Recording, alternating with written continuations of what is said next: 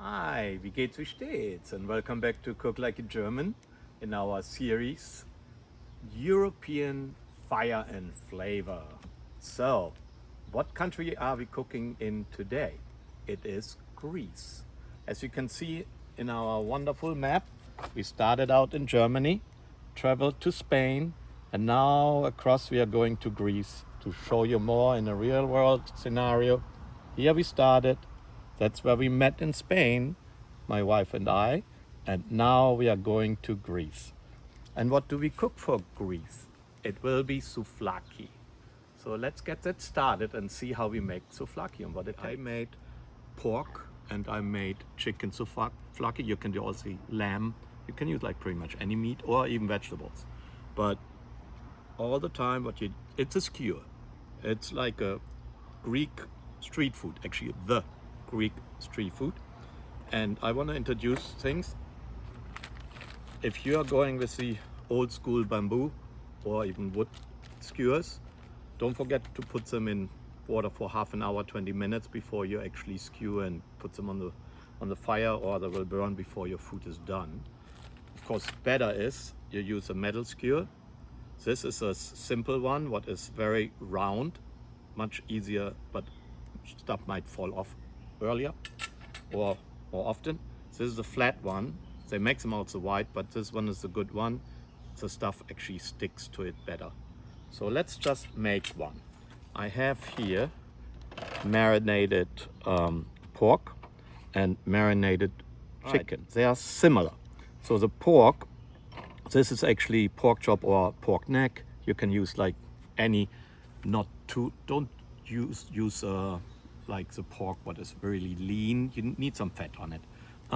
So you marinate them with garlic, with olive oil, with lemon juice, lemon zest, oregano, pepper, salt, and a little bit of thyme.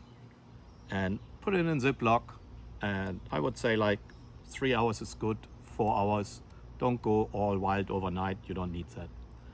Now, in the chicken, again, we have olive oil.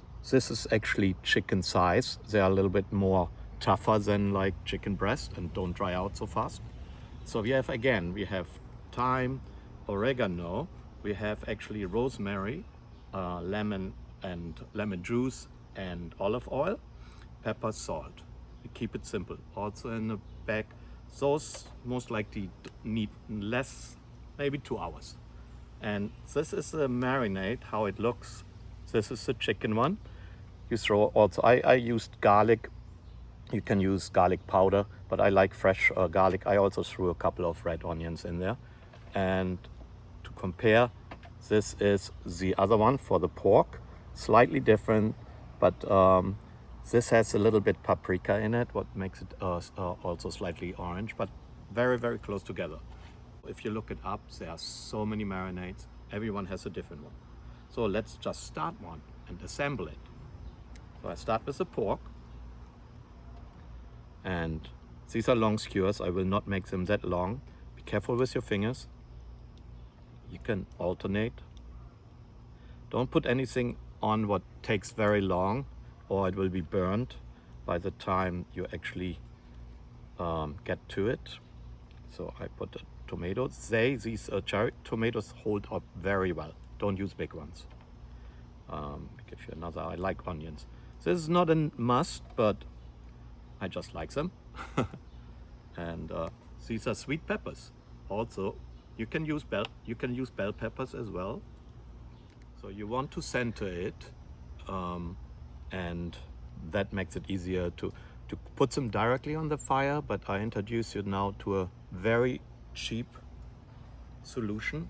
You most likely have seen them. They're everywhere in Walmart and everywhere.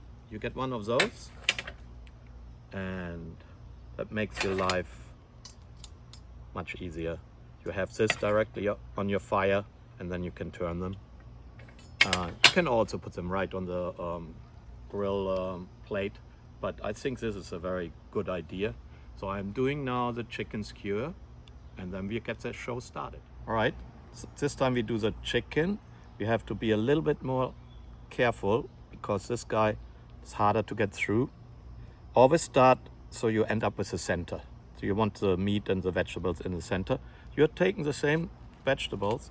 You can you can actually make one only meat if you want, or only vegetable.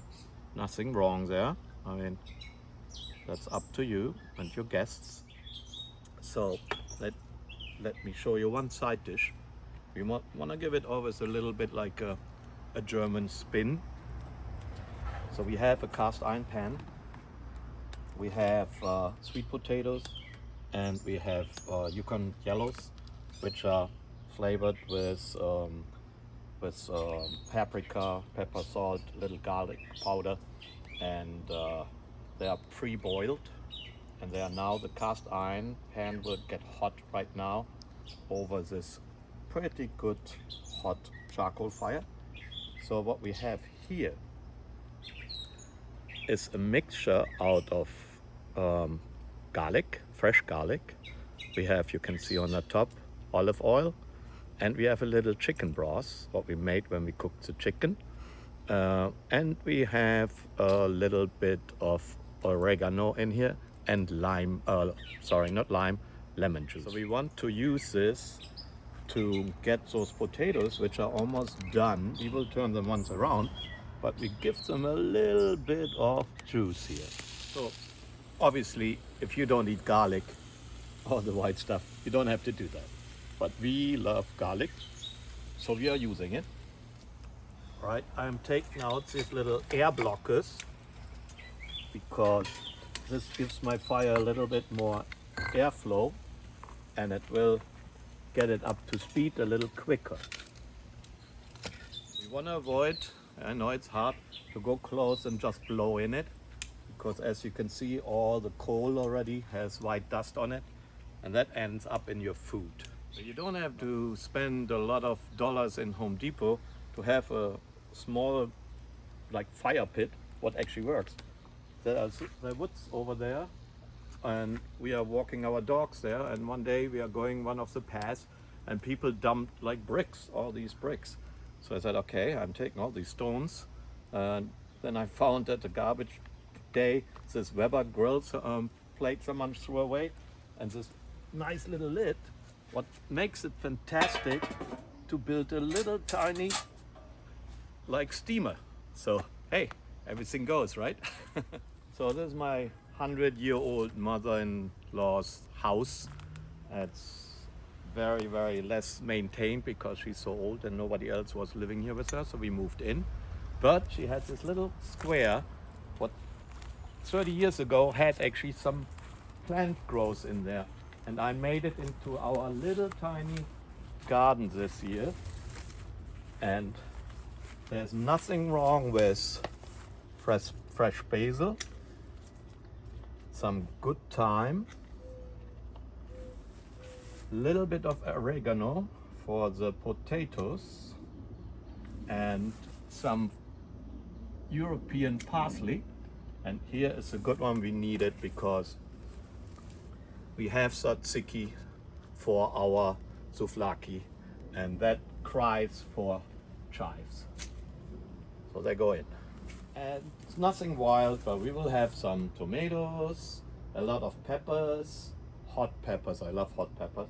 And these guys here, if you ever have seen it, I just used old, almost rotten potatoes, dug a hole and threw them in there. And this grows out. So I think in 2 months, we might have some potatoes in there. So I'm not even using a chef knife out here. I'm just using my kitchen scissors. Get that going for our tzatziki. Couple herbs.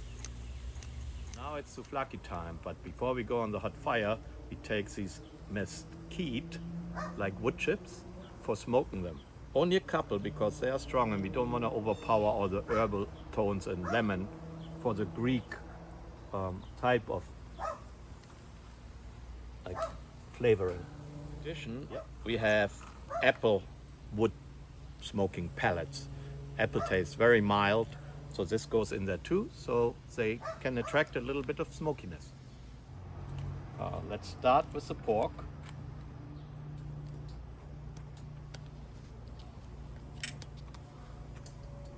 Continue with the chicken. This is our runoff of the pork. Don't waste it. We will baste our skewers, and we have to turn them roughly every 2 minutes. 10 minutes they might be done, so we have to check that, but we baste them as well.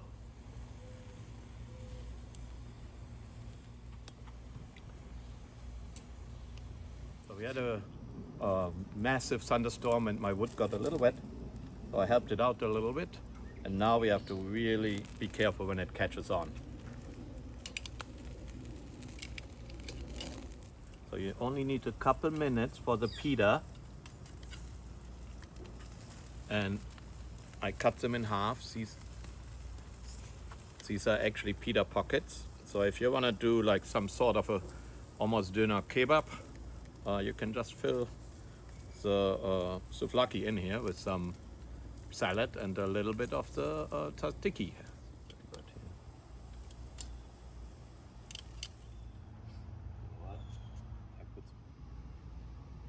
So we have the chicken and the pork's souvlaki. We have a couple of lemon oil, like olive oil potatoes. We have some green salad with feta cheese, like and a little bit of tzatziki dressing with tomatoes. And of course we have a pita pocket. So now let's check it out, our little souvlaki sandwich.